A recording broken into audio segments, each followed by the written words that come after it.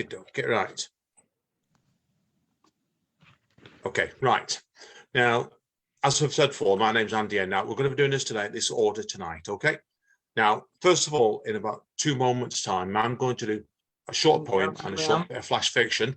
Can everyone please stay quiet as well, please, when we do this as well, because you only put your people off. It's not fair. Now, I'm going to do a short piece of flash fiction and poems just to warm things up. Then I'm going to introduce Amanda, who's going to do a short set. Then Richard is going to do a set of about 20 to 30 minutes for us as well. Now, what's also going to be happening as well, at the end, after Richard's finished his set, I'm going to do a question and answer session as well with Richard, talking about several poems in his book. If anybody's got any questions they want to ask, put them in the comments at the bottom, or send directly to me as a PM on the question side at the bottom there, and I can ask them as Richard's finished his set. Right, okay, let's get going then. Now, as I said before, I'm also a poet. I'm a poet myself, and because I've been a podcast, I also co-host Cholton Come Hardy's Always Welcoming Spoken Not Word Open Mic Night Speak Easy. And both of these pieces I've actually performed there tonight in the past. Now, the first one is I'm going to read a poem, and this one is actually in my current book, In the Mists of Winter. And this is called Remains of a Christmas Day Party. Frostbitten, there was remains of a Coke bottle laid next to a pair of gloves, buried underneath stamped plastic cups. Soaked mince pies with half a tooth in one, and a well out-of-date cheese sandwich with a Dear Santa in childlike handwriting on the back. Ice cream carpets depleted in the sand, almost see-through coffins, blacked out by rows of pebbles. Broken umbrellas and finger-printed magazines, kissing like forgotten lovers, next to the steps, flowering footprints together. Breathing memories over the distant tide. Okay, that's my first poem. Now I'm going to do a quick bit of flash fiction as well, because I'm as well known for doing flash fiction nowadays as my poems. And this is a Christmassy one again, and it's called Mannequin and Chips. Yeah, you would have thought you were drunk too. Well, I'd had a few beers and Mikey and Danny up the Crown and Anchor, but I wasn't drunk. Not that Christmas Eve. Well, not like the previous Saturday, when the three of us got that drunk. I passed out at the bus stop, missed the last bus, and didn't wake up at 7 o'clock in the morning, when a policeman tapped me on the shoulder saying, "Shouldn't you be sleeping this off at home, son?" That was a heck of a night, I've got to say, which made that following Saturday night a massive anticlimax, when Danny arrived and told us he couldn't stop out all night, as he was taking his sister kid to go out for a meal on Christmas Day early the next morning. Suppose what Mikey also had to call it quits early, so I decided to go home and get a load of chips and have them away while waiting for the bus. And guess what? I was after eating them when I heard a tap on the window of the local Primark at the back of me. Some poor sod's working late tonight, I thought to myself, turning around to smile at him, only to see one of the bloody mannequins had come to life. Yeah, I couldn't believe it too. For a good few seconds I thought I was dreaming, until she knocked on the window, almost like she's trying to wake me up. "I'm sorry," she began politely. "You're a mannequin." I stumbled on my words. "I don't normally eat chips," she carried on, "but the cleaner's not left a spare sandwiches behind for me. I'll be starving by Boxing Day." I looked at my watch. "I've got 15 minutes spare," I answered, stunned. "Do you want to go and get you a bag of?" "Please," she smiled. "How about curry and chips?" She smiled even more. 5 minutes later, she took them off me at the staff entrance with a huge smile. It made the papers on the 27th of December, when security couldn't make out who was wrote on the main cotillion curry sauce on Boxing Day. Thanks, Andy. Okay, that's me done there now. Now, what I'm going to do now is I'm going to introduce our special guest tonight, of course, the wonderful Amanda Nicholson. Amanda is an author in her own right, a poet, podcast, co-host and copywriter. She has written several books as Amanda Steele, including Ghost to Me. Amanda's poetry has been broadcast on BBC Radio Manchester. She has a creative writing MA and has articles published by Jericho Writers, Writers Weekly, Reader's Digest, and authors publish. Please make welcome Amanda Nicholson. Hi everyone. I'm going to start with a couple of poems about the gym. The first one's called A Seagulls of the Gym. The music pulsates and my head spins. It may be the excessive noise or how out of shape I am as my legs push down and my arms pull at the cross trainer. Then they enter, dressed for a gym workout. They squawk at each other like seagulls of the nightclub. I wonder if I'm in the wrong place. I overheard them comment on the size of the man on the rowing machine. He clearly thought this was a gym too. So if I'm mistaken, so is he. The seagulls prance along the floor. Instead of searching for chips, they visually assess the people, searching for flaws to maximise their own perfections, missing the whole point of a gym and why anyone who doesn't fit their standards might have chosen to disgrace the eyeline. What are the fat people doing here? They squawk. In a gym of all places. Then they spend another 20 minutes staring at their perfect reflections in the mirror. But the mirror doesn't show beyond the surface. Slowly rotting inside, the seagulls unite, flocking together, unaware of the years to come, when looks will fade and they will have nothing to fall back on. What are the fat people doing here? They squawk again. They shouldn't be here. Looking in the mirror, they realise years have passed and they have nothing left. And the second one is called Vultures of the Gym. The vultures of the gym prance across the floor, flexing their muscles as they seek out fresh meat. Blondes and brunettes dressed in crop tops, tight leggings and not an inch of fat, grabbing the unwanted attention of the vultures. From my cross trainer, I'm thankful for the cloak of invisibility granted to me by midlife and several layers of fab. The vultures drop to the floor and do 50 push-ups directly in front of a 20-something blonde woman. Sure, they could do this at home, but if you don't do push-ups to an unwilling audience, did it really happen? The vultures bend and twist, standing by the weights, waiting for an audience. When nobody pays attention, they lift and drop from a great height, silently pleading for a response from their prey. Any dents on the floor are just a testament to their manliness. They grunt as if they think that will attract their attention, but it never will. How could she ever hope to compete with the size of their egos, perhaps to overcompensate for size issues elsewhere? And the next two pieces I'm going to do are from a book I bought out a couple of years ago called You Won't Believe What Happens When You Buy This Book, and it's the spoof clickbait collection. This is called How I Made £1 Million as a Writer and How You Can Do the Same. Tired of your day job and wish you could write all day? Do what I did and tell your boss to get lost and follow these simple instructions. Write a book. Publish the book online. No publisher needed. Sell the book. If the book fails to sell, do what I did and create an online course showing other people how to sell their books. Use some of the money made from these courses to buy your own book in large quantities and make yourself into a bestseller. Offer some free courses. Give people just enough information to think they have a chance, but if they want the missing piece that ties everything together, they'll have to pay £1,000 to earn it back 10 times over, right? Finally, and perhaps most important, the one crucial thing you have to do to guarantee large amounts of book sales, bestseller status and overnight profits is, send £1,000 to my PayPal account and I'll tell you, you won't regret it, probably. And my final piece is called 6 Genius Ways to Get a Well-Paid Job Without Experience. Number 1, know someone in charge. Fail the interview, but get the job anyway. Then tell everyone how hard you work to get where you are.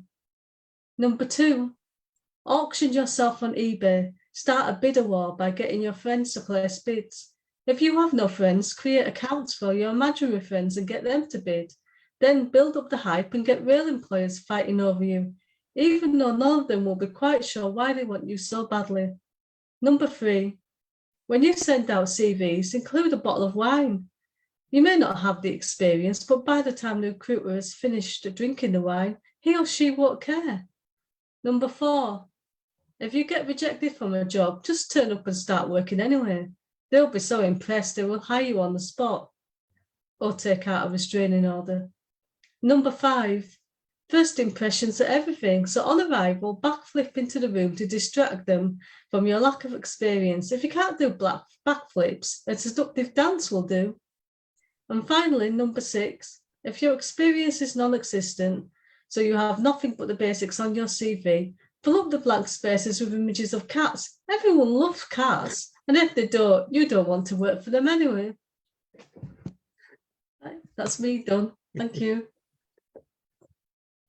Excellent, Amanda. Oh, I always do love that last piece of yours. Always makes us smile when you do that one. So give it again, everybody, for Amanda. It's been tremendous there as always. So can I just say my nephew Graham down at the bottom was laughing quite a lot during that last piece. And it's quite relevant. And it's quite relevant to his line of work, I would think. Yes.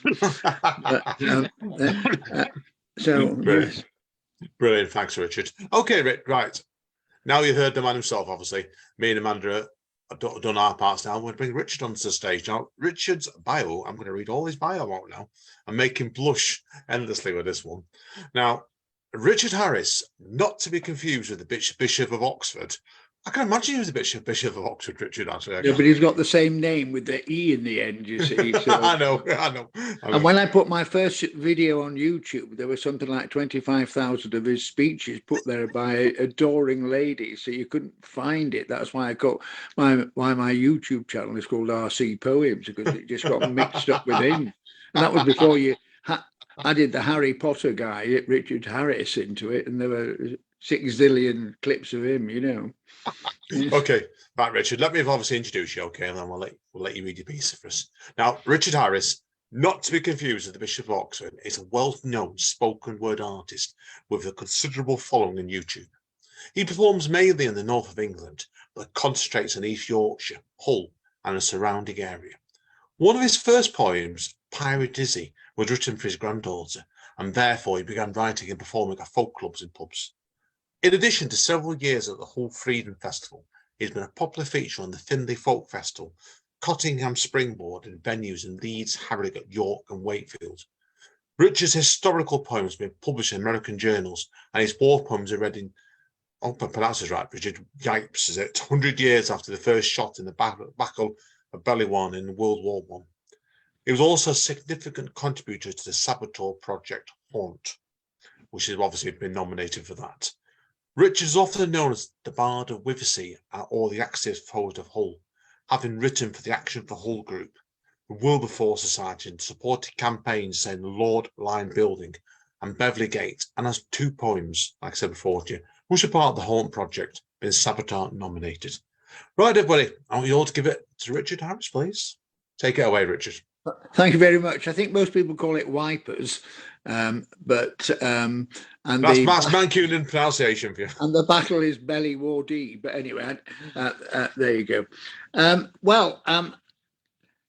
Sadly, my publisher Rose Drew is poorly tonight, so she can't come. But on the back of these 2 books, she's put these words, and they're her words, not mine. They say serious, humorous, heartfelt, transformative, funny, and emotional. So I intend to try and be those things. And I'm going to start with I'm basically doing things from my Iconic Tattoo, my second book. And the first one I'm going to do is quite a recent one. At the editing stage, I added some newer poems in because I'd compiled the book a while ago, and I felt I wanted to have things that represented me now. And this is Beautiful Me. I am so lucky, me. I'm so attractive, sexy, and I am now 70. Still have that great appeal.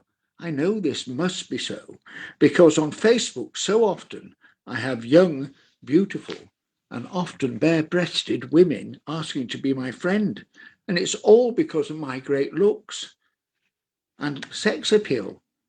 They tell me so. They say they want to have sex with me. Yes, amazing. At first, it was mainly from Asia, but now it's from everywhere. They tell me They want to meet me. All it will take is for me to send the money for the flight, or even just my bank details. I must have greatly improved with age, as I did not have this problem in my 20s, women crawling over me to find my body. And it's not just my body they're after. They've seen my kind eyes, looked into them and seen my generous soul. They've had their villages destroyed by hurricane or by volcanic eruptions, and they know I will pay. They just know to rebuild them. They've Googled sexy man. Now, not being totally stupid, nor yet having dementia, I block the bastards. Not only will they be thieves after my cash, but they might also be male, 80, syphilitic and called Stan. Of course, things can go wrong, as a friend got such a friend request from a woman he did not know, pretty and smiling, so blocking her seemed to be the way to go. Turns out it was his stepsister's daughter, who he'd not seen for years. Whoops. Now, if only he was not so damned attractive too. It's just amazing what gets through on Facebook. Now, people keep asking me why it's called Iconic Tattoo, and I have 2 poems about tattoos, and I'll explain later in the questions and answers why they were chosen. This is Iconic Tattoo. A young man, a physio, at the hospital helping me after hip replacement. Lots of extraordinary tattoos, beautiful, expensive, striking indeed. On his right inner arm, a large image from wrist to elbow. A beautiful lady. I looked twice, seemed familiar. An iconic image of Twiggy in Pierrot costume from the Boyfriend film. I thought, well, it couldn't be, could it? I mean, he was in his 20s. He'd not know who Twiggy was, would he? So being me, I asked who it was. Some bird from the 60s. So Twiggy it was, dominating his arm. And he'd never heard of her. I told him about her recent fame as the stylish matron in the M&S ads. How strange but wonderful that such an iconic image survives to be worn with pride. And the young man, well, he was interested and went off home to Google Twiggy. Then came a surprise as the icon in the new year became a dame. Wonder if my physio knows. The tattoo. I'm not sad anymore, said the plaque, held by the cute cartoon bird tattooed on the young man's arm. I never know whether it's rude and intrusive to read messages tattooed on people's bodies, but if they don't want you to read them, the words and illustrations, why have them put there so prominently in such bright colours and large letters? Being me, of course, I asked him why it was there.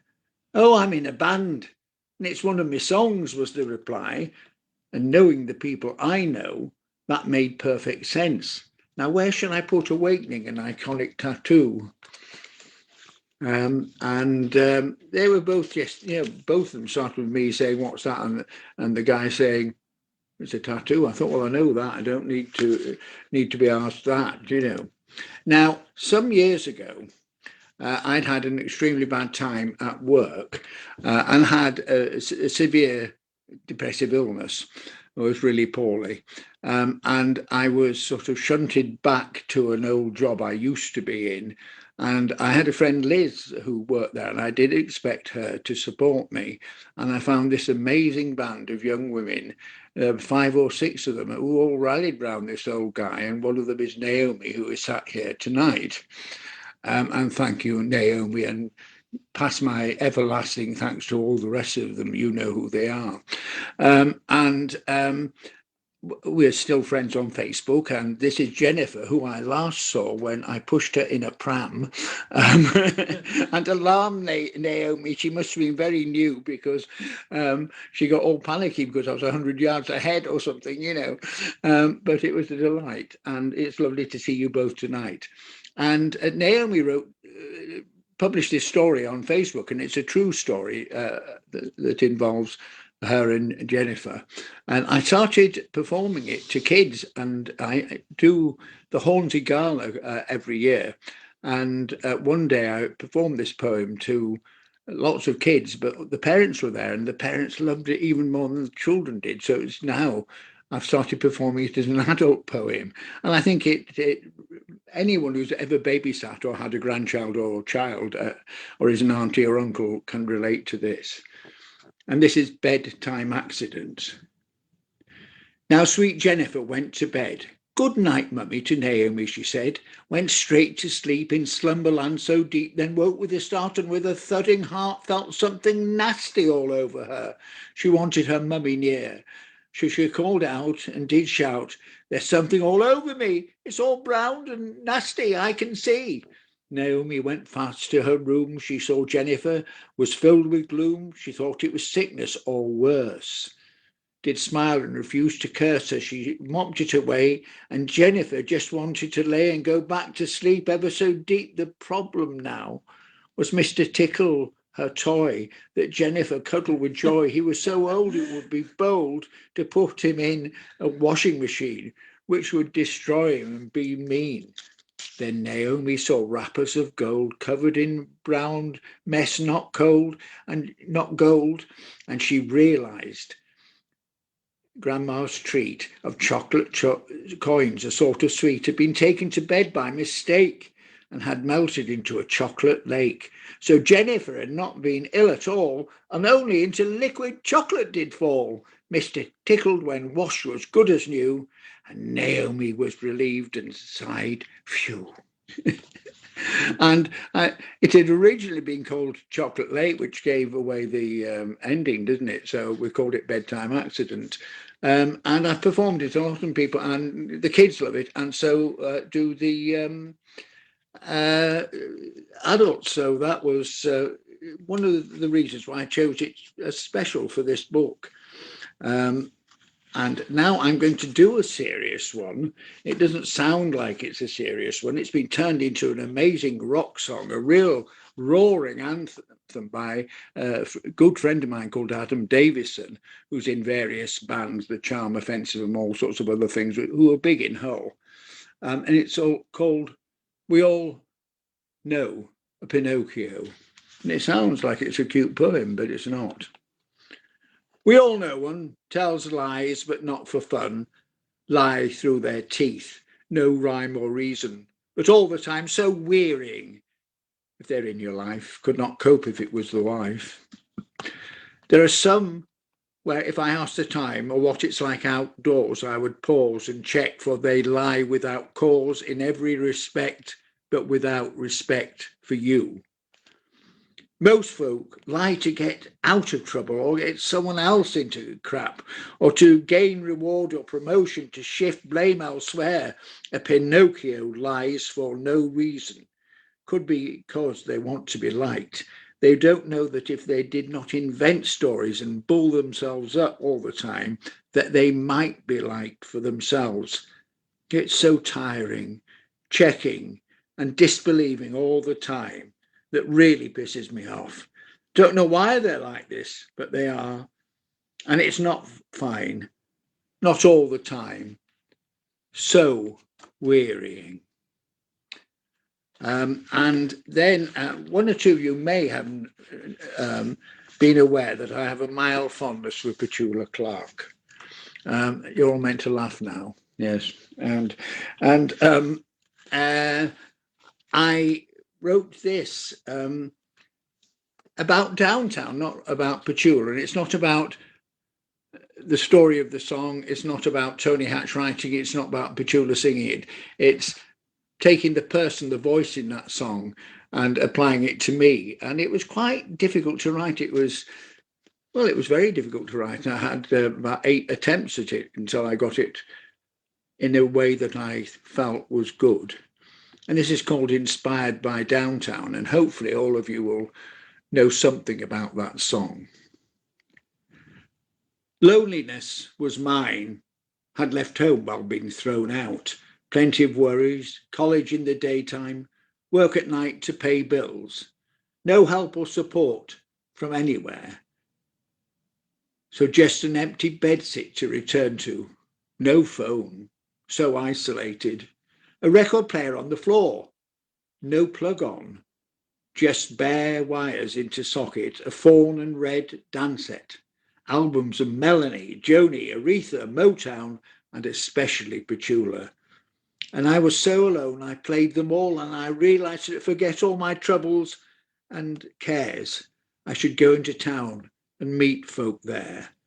I knew a place in Harrogate on Montpellier. It was a cellar bar, can't remember the name, plenty of music, no bossa nova, but did hear the traffic on the way.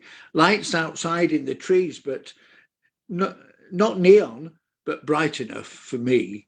There was music and beer, friendly faces and folk to talk to. I did not need to be alone. I was indeed downtown. Had taken Petula's advice, had found a place to go. It was indeed a friendly, safe place.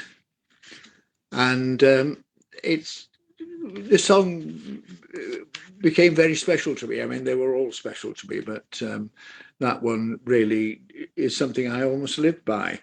Now, I've been asked by Andy if I'll do this one. So here we go. I've got a music section in the book. There is a Petula one, but it's a comedy. This, and I nearly got a chance to be on the Tina Turner documentary recently. They've just done one, and they wanted people to talk about seeing Tina as a young person. And sadly, the filming day was the same day for my second cataract. So, and I've waited 3 years for the cataract. So it would have been fab to be on that documentary, and really would have helped sell the book. But never mind. The cataract was more important. Tina Turner concert, 1960s. It was in the 60s. Quite early on in my memory, had music in my head, still do. I saved my pocket money for records, vinyl records, and to see concerts live. I was about 14. Loved soul music so much, into sleepy Harrogate town came a review. Ike and Tina Turner with the Ikettes. I knew I idolised you and A Fool in Love. Don't remember if River Deep had arrived then or not. It's a funny thing, the memory. I was used to sweet, calm English singers who stood in a spotlight and sang their song straight. Ike was stunning, brilliant, majestic with his guitar. The Ikettes stormed on and dazzled, chanting away. Then Tina exploded on stage, prancing and dancing, skimpy clothing like I had never seen before. The only time I'd seen them was on a Flintstone woman in a cartoon of fun, but this was not fun. This was the sexiest thing I'd ever seen, and that long black hair, long below her waist, was flying around everywhere. She was a dancer, a rhythmic athlete, a gymnast indeed. Lights coloured the stage, explosions of mist at her feet. I was stunned. She sang her heart out, entranced us. Everyone went wild. I left the concert at the good old Harrogate Royal Hall, speechless. Yes, me, speechless. I could just not speak. I've seen many great artists in the years since then, but Tina poleaxed me in a way that no other has since. They returned twice more, as I recollect, each time as great. By then I had bought the albums and I knew what to expect. That first concert is in my memory, and the emotions I felt stun me still. She was just amazing. I remember walking across the straight Harrogate like a goldfish going,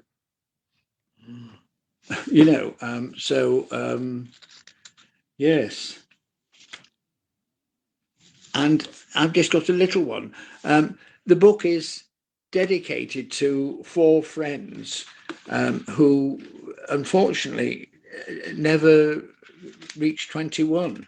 So I decided to remember them in this book, and I didn't want to write a poem about all 4 of them because I thought that would be too depressive. But this is a true story, 2 boys, and it's dedicated to Barry Dale.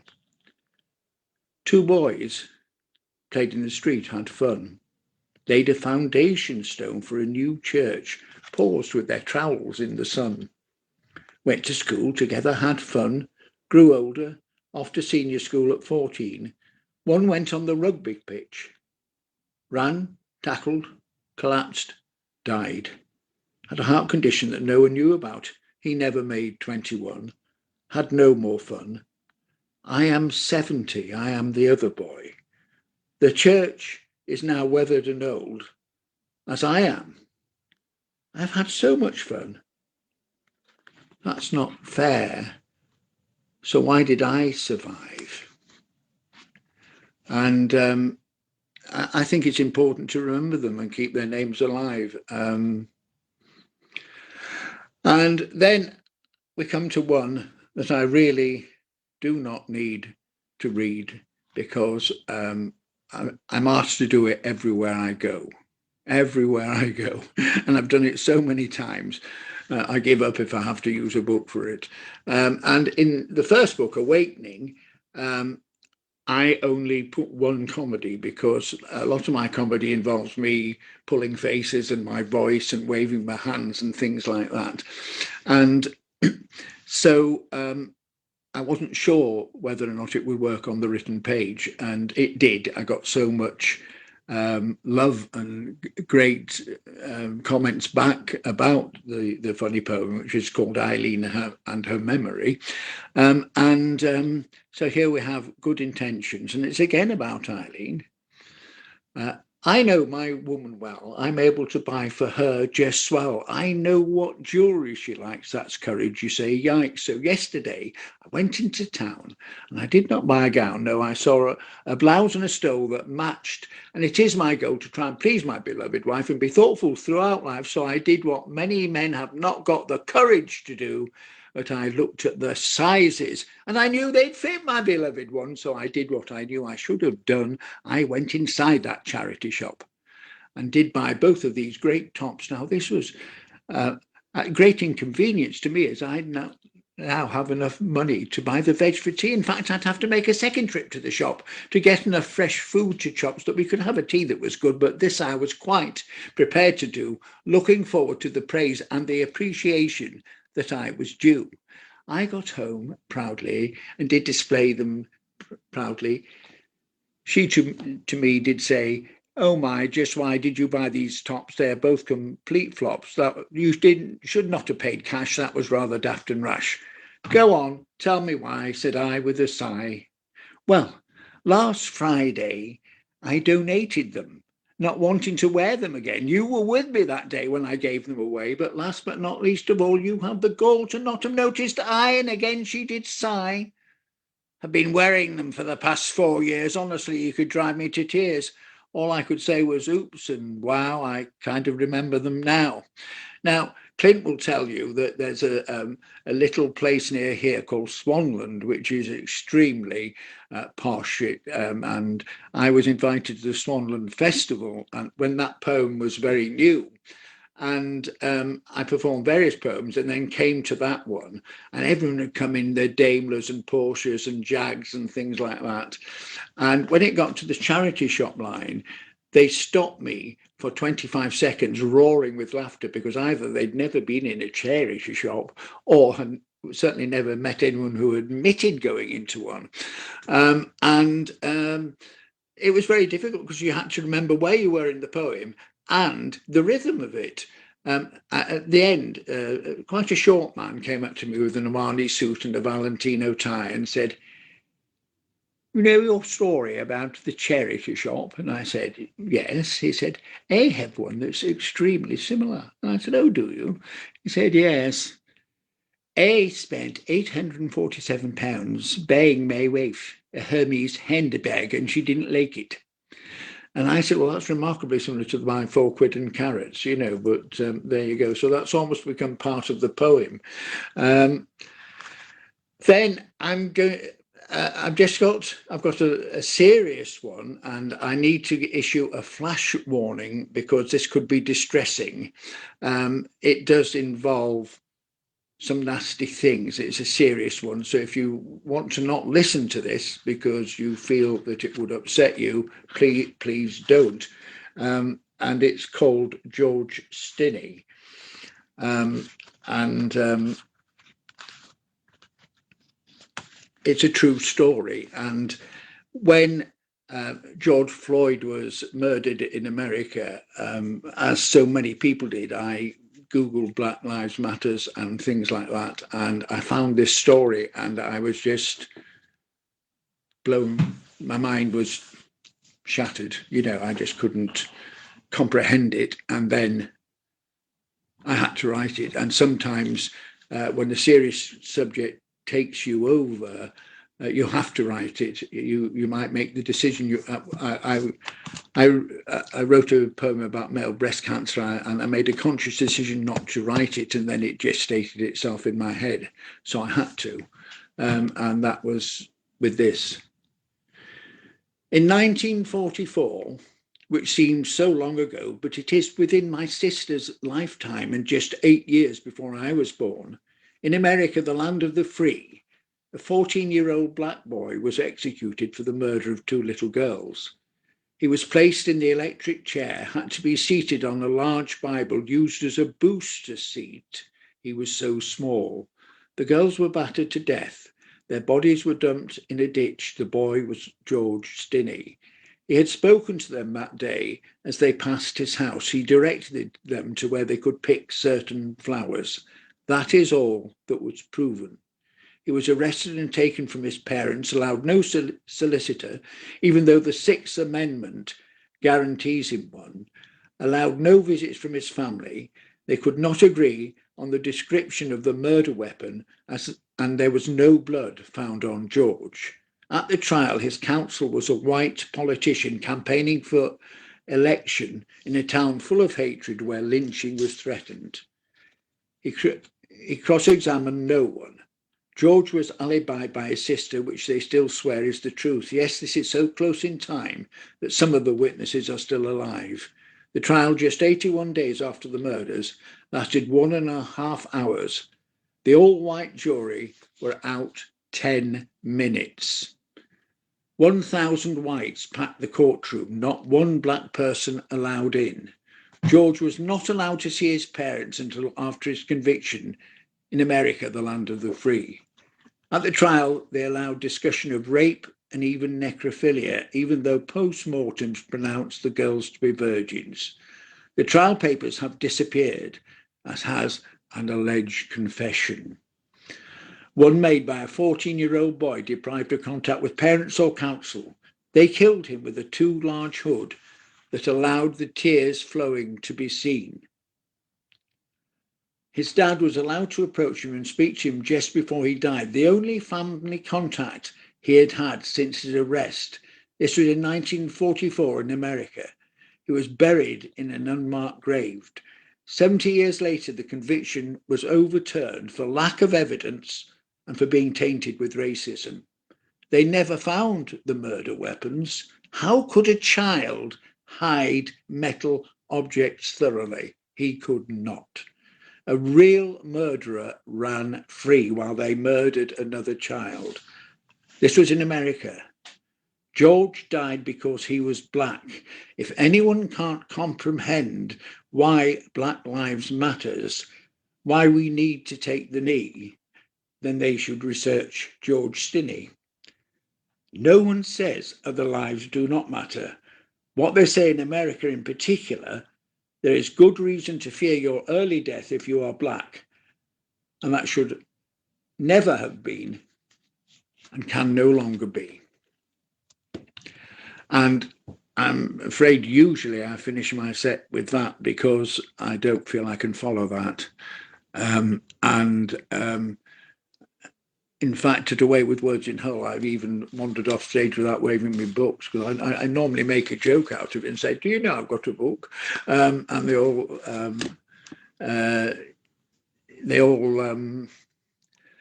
laugh and then hopefully buy a book, because they're very good at these events. Anyway, so that's me really, and then I can do another couple of poems during the course of the question and answers, and let's see what you have asked me. Brilliant. Give it going over. Give it up for Richard. You're tremendous animals. No to cheers for that, mate. Absolutely stupendous. So, Right, Thank you. as said before, I've got some questions I can ask Richard here. Anybody's got any other questions, drop them in the comments box underneath, or send them to me as a PM on here, okay? And I'll go through what we've got, okay? Okay, right, Richard, as I said before to you, I've got a number of questions I want to ask you here. Right, okay. Right, first of all, tell us a bit more about when the title Iconic Tattoo came from. You touched on it at the beginning of the book, but go into details where this came from. Well, I'd written the two poems. They were quite a long time apart. My hit was about 4 years ago, and the other tattoo poem was about 4 years before that. But I tended to perform them as a pair once I'd written them both. And when I compiled the book, there's a poem called The Confusion of the Rose, because I went out on Christmas Day into my garden, and there was a beautiful rose, and in fact various other flowers, all covered in frost and snow, and it brought me to think about, you know, what man has done to the planet and the changing of the seasons. And I was going to call the book The Confusion of the Rose. And I imagined my friend Jim Danby, who's my illustrator as well as a great buddy, doing this fantastic rose thing. And then I thought, and people will think flowers and old man, and probably won't buy the book. And I don't wish to compare myself to Wordsworth or to suggest I'm as good as him or anything like that. But unfortunately, with this curriculum in schools being so limited, poetry and daffodils and flowers and old men, and I just thought, well, that won't sell. And there's no point doing a book if it's not going to sell, you know, because they won't do a third one, you know. And so I looked through the titles I had chosen, and I very cynically thought, which is the most eye-catching and sellable title? And I thought, Iconic Tattoo.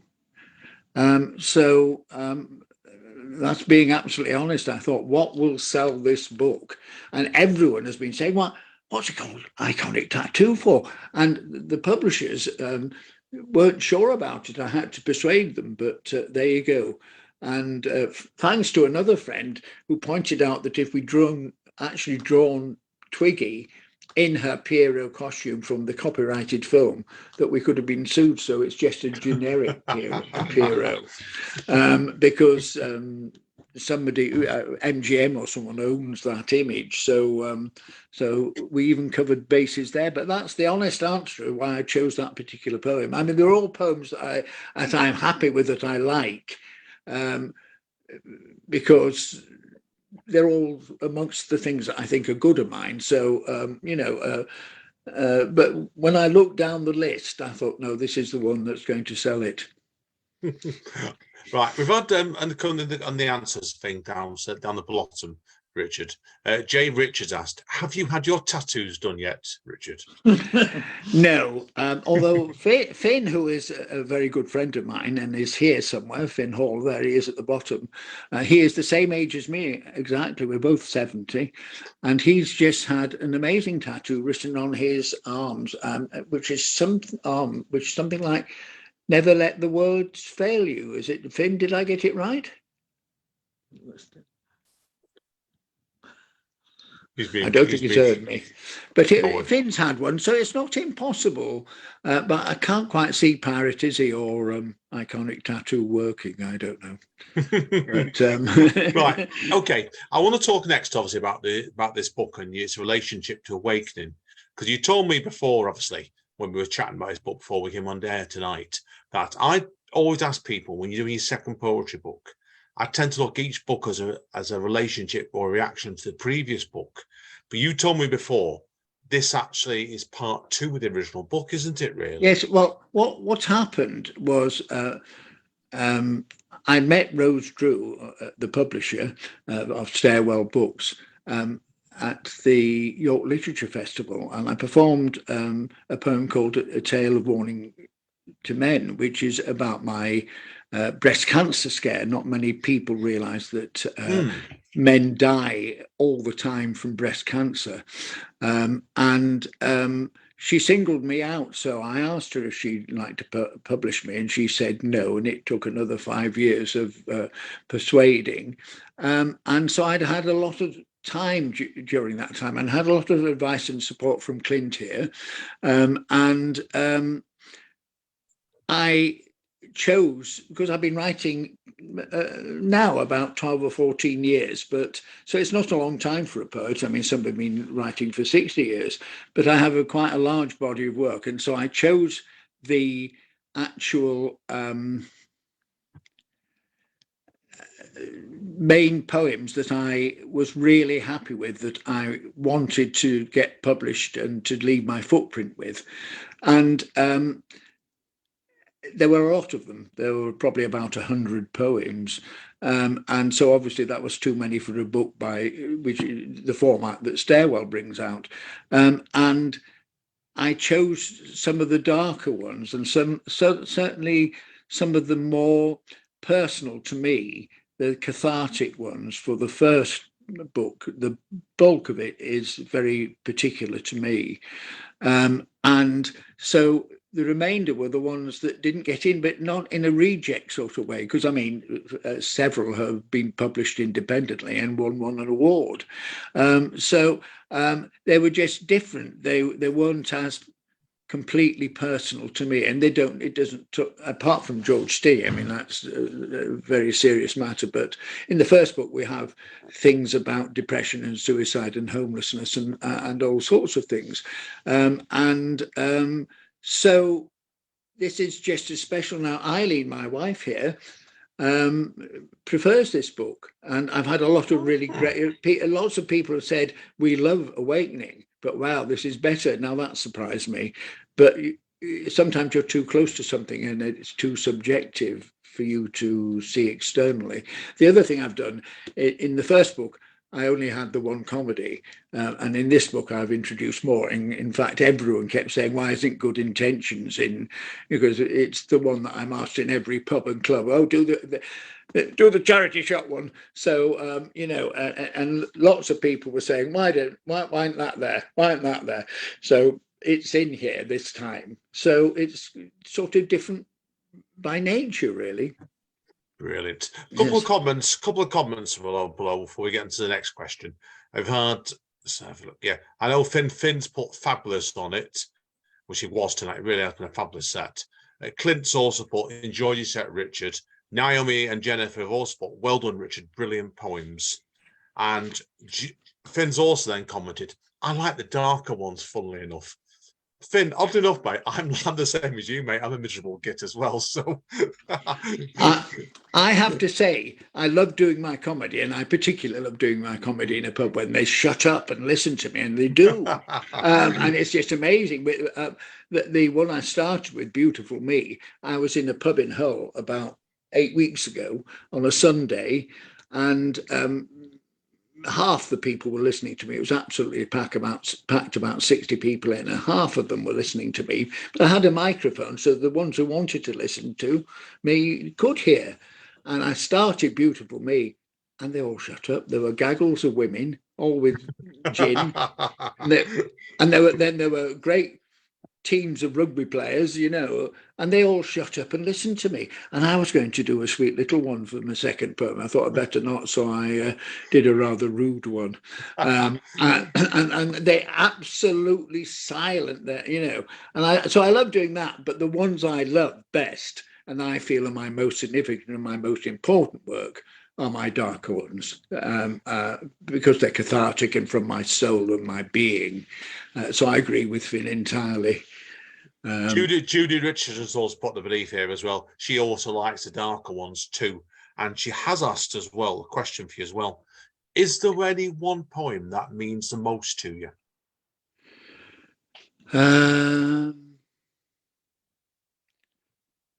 Well, there are several, but if I have to choose one, it would be Five Strong Women, which is in Awakening, and it's not particularly long. So I'll do that if you'd like me to. I tell you what, yeah, let's do a few more questions, and we can do it. We get into a few poems at the end, can't we? So we can wrap it up with some more poems. So, right, okay. A couple of things, obviously, we've not touched on tonight, really.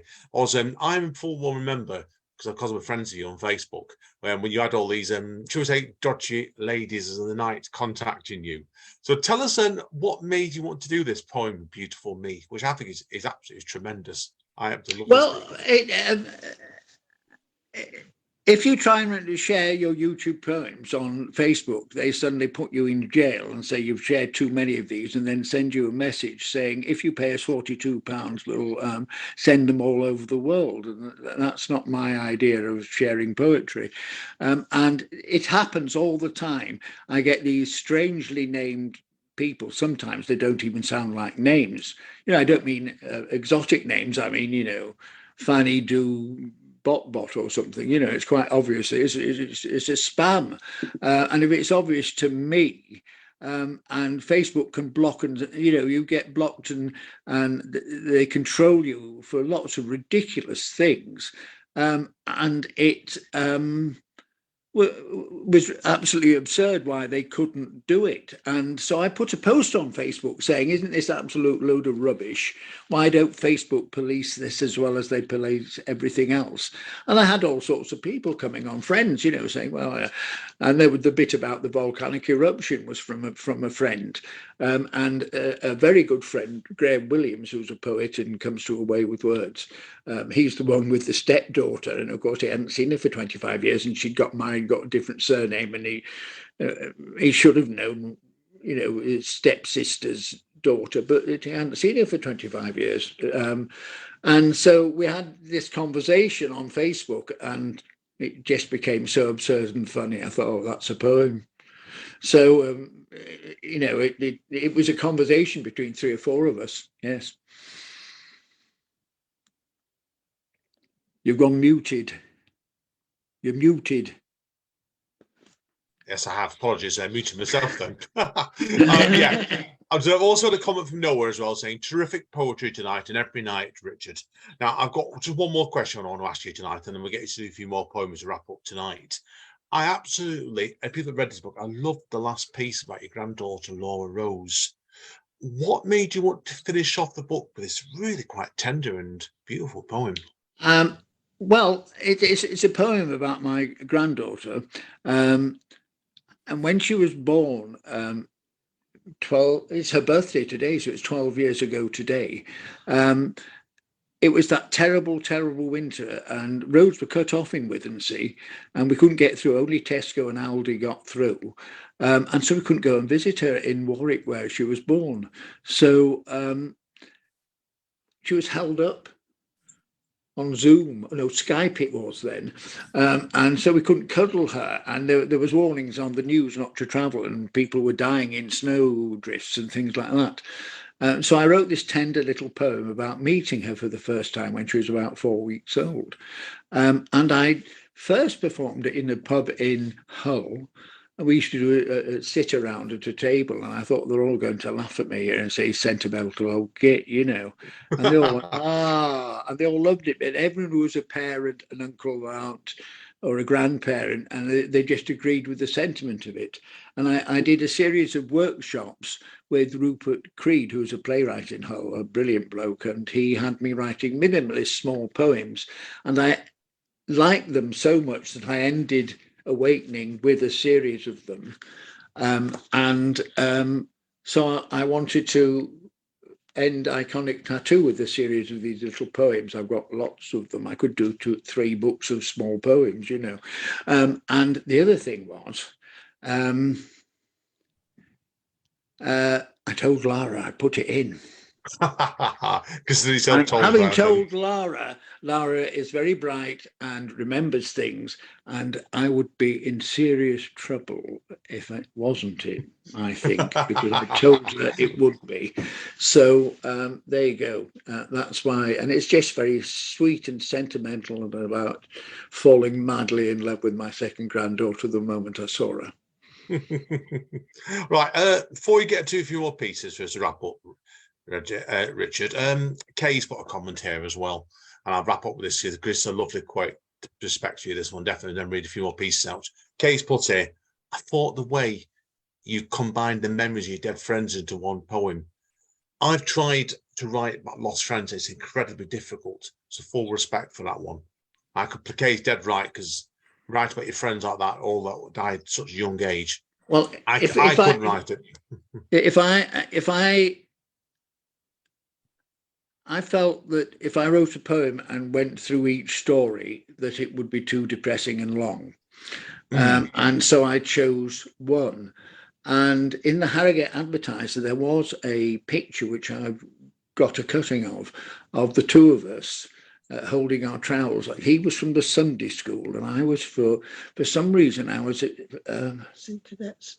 The Sea Cadets. Why are the Sea Cadets in Harrogate, Graham? There's no one. It's the furthest inland bit, but I was a Sea Cadet, and so I'm a Sea Cadet with my little trowel, and Barry stood there from the Sunday school. And having seen that image, I thought he's the one I'll write about.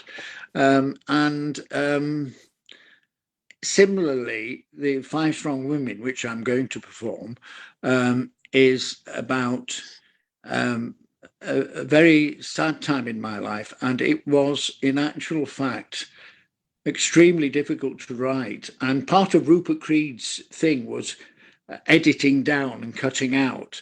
And I was paired with a lovely lady who's no longer with us, called Angela Needham. And she was very brutal with me with the editing. And Five Strong Women started off as this epic 6-page thing. And it's come down to it's about a minute long. And by the time I'd written the full-blown masterpiece, I was bored, and I thought, Christ, if I'm bored with it, what will the audience be? So it was a masterclass in editing, and I think it's probably one of my best poems. Before COVID, we did some busking. It was a load of musicians and me, and we were raising money to actually buy coffee and buns and give them to people sleeping rough. And if I stopped people in the street and said, would you like a poem? They normally said, no, thank you. So if I said, I've got a poem about strong women, and it's for International Women's Day, you would be surprised how many women stood there and listened to it. And most years, whole Minster, I'm invited to perform it, and at the Day of Strong Women. And so I will be the only man there. So would you like that one now? Before we do that, I've just had a quick message come through from Graham Pierce here as well. So before we do that one, he's asked very quickly here, okay? So then we'll get into a few pieces. Harrogate is a resort town. Presumably that qualifies it for sea cadets. Or it might be something with the fountains in Wells. They've got rotten egg smelling sulphur wells. Graham is my nephew. I was only 15 or 16 when he was born, you see, so he's been in my life a long time. And if he doesn't mind me saying so, he's more like a brother than a nephew, really. But they're very dear to me, cool. As is his sister. Okay, yeah, we'll get into a few points now, okay? Right. So, yeah, give us a few poems to wrap up with then, definitely, Richard. Yes, well, this is the one, if I had to select one, this might be it. But then again, it might be another one next, somebody asked me what's my favourite Petula album, it changes daily, so...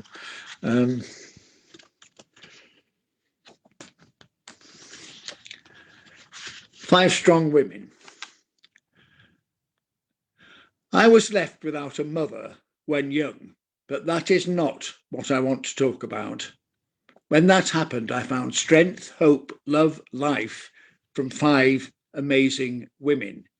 They each stood up to be counted and helped and carried me on my way. They chose to do this.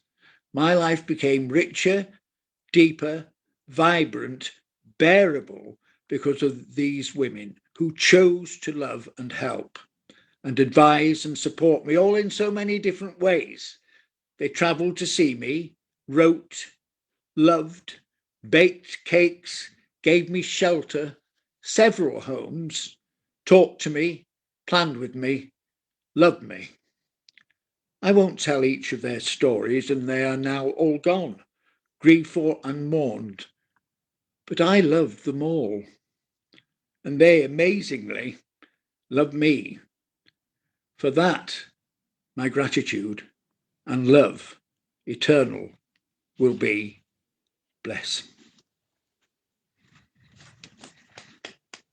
And I think it works perfectly. And the original thing I wrote, this great long-winded thing, was, as I say, I got bored with it. You didn't need to know she was called Auntie Marg, and that she, blah blah blah blah blah blah blah. And it was very much. I always think of it like Coronation Street, because in the early days of Coronation Street, all the strong characters were Ina, Elsie, and Annie Walker, people like that. And one of them, Auntie Gwen, was not my blood aunt. Uncle Ben was my relative. But it was the women that stood up and did things, so there we are. I have to mention here that Tony Howells, if you can see Tony Howells, isn't he a remarkably good-looking man? Because he looks very like me. He's my cousin. I always introduce him as a remarkably good-looking man, because he is really like me. His beard's not as thick as the moment. Let me do that. You see, we've become twins. Yes. So there you go. So you also asked me about the Top Hat poems, didn't you? Andy. So there's two little poems, and they've got a funny story. And they were written quite far apart. I entered a sort of competition by the Silver Birch Press, and you had to write about a particular item of clothing that you remembered. And this is actually about Graham's mum's wedding. No, I don't think so. No. Anyway, that's Top Hat. I was 12. Yes, 12. The youngest of four. My sister got married. I was a thin, lanky 12-year-old. I was put into a top hat. Yes, a top hat and tails. I felt an utter prat. Yes, a prat. This was the 60s. I was meant to be swinging, not stood around like a geek. I was tall, nearly 6 foot. Did I mention I was lanky? Well, how tall did I feel in a top hat? Shiny top hat, and with those tails. It is so long ago, yet I remember it still. And when hats are mentioned, I return to that very memorable day instantly. And on Zoom in lockdown, I got to know lots of lovely people like yourself, Andy and Amanda, and Noah. Hello there, Noah, and Finn, who was on my screen earlier. I met somebody called Ross Punton, who was a lovely lad. He comes from North Shields or somewhere like that. It might be South Shields, I get them mixed up. And he runs a page called A Line a Day, and he sets you a challenge, and it's about once a month. It's not a day at all. And the challenge was to return to an old poem and find something you'd written about an object and talk from that object's voice. So like 8 years later, I returned to that poem, and this is one I inserted into the book long after it was ready for publication, and it's called The Hat Speaks. I'm used to being hired out. I grace extremely superior heads. I am, after all, 7 3/4, not small enough for a child. I'm worn with respect. I am treated well. My wearers drink champagne, nibble caviar, and their deportment is perfection. Can you imagine my horror then when one day in 1964 I was hired out with my brothers and I was put on the head of a lanky child? He kept taking me off and fidgeting. He ran around, he even sang out loud. He was so silly, I mean, dropping me on the chair, on the grass, and leaving me on chairs where I could have been squashed. In all my years at weddings, I've never before been so scared, really scared and ashamed. I still have nightmares about that day. And I just thought it was fun. And you also mentioned the Voice of Downtown song. And I was on a Zoom, and I honestly can't remember where or who inspired me, but somebody did the voice of a song. It could have been about O'Carroll or Donna or something, and it was one of those sort of songs. And I just thought, oh, I could do something like that for Petula. And I thought, Don't Sleep in the Subway. And then I thought, well, it's not as uniquely known as Downtown. So I did the voice of Downtown on that.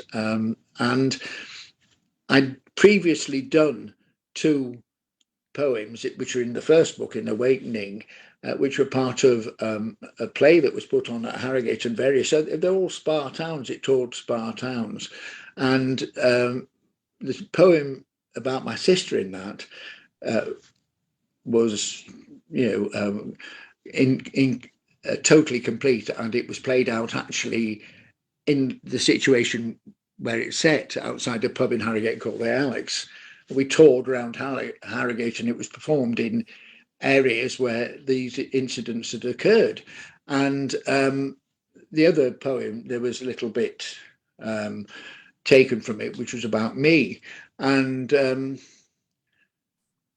when I came to write the Downtown poem in the new book, it became a third part of those 3. They were like a trilogy, but that's why they're in separate books, because it hadn't been written when Awakening was published. And once I'd revised Awakening and done all the proofreading, I then wanted to make it more about my current poems. So I took some out and put some in. So there's 5 or 6 being inserted in, and those are the ones that we've been talking about. Tremendous.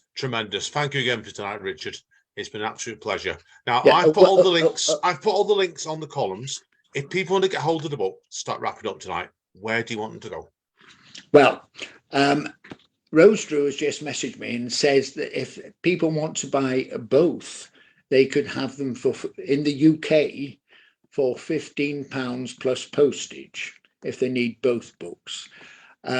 Stairwell Books link works. Amazon is worldwide. It's on Barnes and Noble in America. It's available all over the Indian continent on Amazon. It's available in Australasia on Amazon. And Finn is saying, I have them both, and that's wonderful. Yes, I know, Finn. And you can get, if you're in the UK, you can get them from me. Awakening is £8. Iconic Tattoo is £9, but the publisher lets me do them for £15 plus postage if you want both, or 2 copies of one. It's Christmas. Can you imagine sending all these out as Christmas presents to everyone? I mean, I could do a deal on 40 copies, but that was a joke. But Finn also mentioned the CDs. If anyone is interested, some 25 of my songs have been turned into brilliant poets, been turned into brilliant songs. Graham's daughter Esther thought, when he played the first CD, thought it was the current UK chart. So and Esther's 18 or 19 now, I mean, she's not 7 or something, So and in fact, Esther is an athlete. Google Esther Pierce and you find out she represents Bavaria, so you can tell it's the genes. I mean, what else would you expect from this? But again, that was a joke, but so yes, you can get it Amazon worldwide. You can get it from Stairwell Books. Look on their link, and they'll offer you 2 books. And if you go on Stairwell and order one of mine, and then another Stairwell book by somebody else, like Clint, for example, who's here, then you can get the deal on them, but otherwise, if you're in the UK, I can send them quite happily. Brilliant. Well, thank you again tonight, Richard. It's been an absolute pleasure. Everybody, give him a round of applause. He's deserved it tonight. It's been absolutely tremendous. Yes. Oh, and I also want to thank Amanda as well. Yes, I can't see everyone who's here. I've just seen Linda pop up. Hello, Linda. And hello, Noah. I've said hello There to we you are. on site. And Judy is an amazing lady. She came to our house to help us with disability aids and made such a difference. And so thank you for that, Judy. Absolutely wonderful. You really transformed our life and really helped Eileen in particular, but also me. So thank you for that. And hopefully I keep mentioning people. Hello, Linda. Yes, there you are. I can only see about 7 on here, you see, so I haven't seen everybody. Oh, Chris. Hello, Chris. Lovely to see you too. I keep saying hello, Noah. So I'm just trying to see who else there is, But it's been lovely the way, and it's like a kaleidoscope of my life, because I've got family here, I've got work colleagues, former work colleagues here, I've got friends, I've got poets, I've got all sorts. And I did get apologies from Michael Sindler, who was coming, but I think it's his birthday and he'd forgotten it was his birthday on this day, and Leslie Constable wanted to be here, but couldn't get here because she got booked for a gig. Well, just to clarify, Richard, obviously everyone's tuning in. This will be going live as a podcast anyway. So yes, I've told everyone they can watch it. It's been lovely being supported and seeing you all. And so yes, that's the message about the sale of books in UK. Contact me if you want, or Stairwell Books. Mention to them there's a deal offered. But worldwide, Amazon and all sorts of places. Good Books, I think I was on, wasn't I? Was it World Books? World Books. It seems to be popping up everywhere. Oh, the other thing, can I just brag, because it's really good? I'm 70, and I have been told that of all the books that they issued last year at Stairwell Books, mine was the bestseller. Well done, well done, mate. Pretty damn good. I'd have been happy to be 50 or whatever they did, But it's not. I'm just amazed. And am I allowed to mention this? I've been headhunted. I've got another one out next year. Well, watch this space. We're not giving more spoilers away. I know plenty about this one. Space, yes. And Watch this Stairwell space, will want to do one in 2024. So there you go. We will see you all again then. So Right, guys and girls. Not one footprint, but 4 footprints. Wow. Right, guys and girls, we're going to have to start calling it night time, because I want to get this Yes. uploaded, everybody. So thank you everybody for tuning in tonight. You've all been all night. absolute tremendous. Thank you, everybody. Been a pleasure. Yes. Thank you. Don Thank Callis you. in Back Rest says, Lovely to see stay you all. safe.